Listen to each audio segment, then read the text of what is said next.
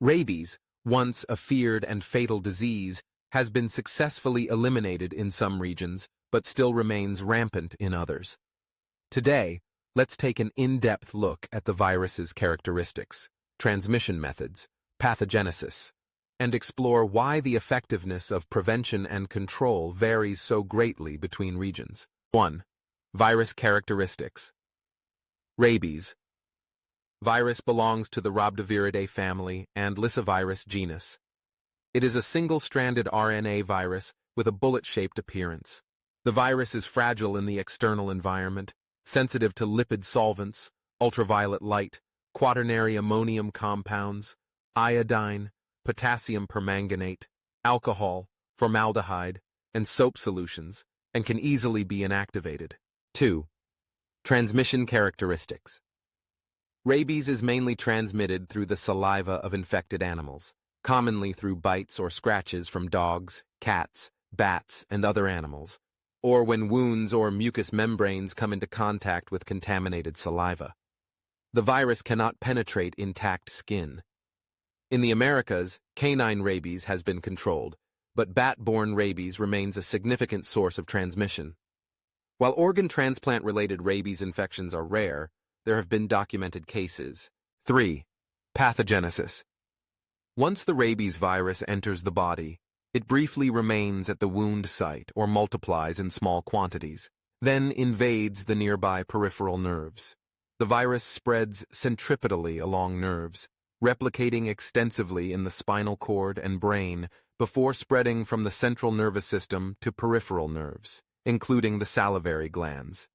The virus disrupts normal nervous system function, leading to characteristic clinical symptoms such as hydrophobia, difficulty swallowing, agitation, and ultimately, death due to respiratory, circulatory, and systemic failure. 4. Prevention and control measures and vaccine research. The key to controlling rabies lies in managing animal hosts. In some areas, strict control of stray dogs and the vaccination of domestic animals have effectively reduced the risk of rabies transmission. Furthermore, vaccine research and development are crucial. Traditional vaccines, such as chicken embryo cell vaccines, vero cell vaccines, and human diploid cell vaccines, have played a vital role in preventing rabies.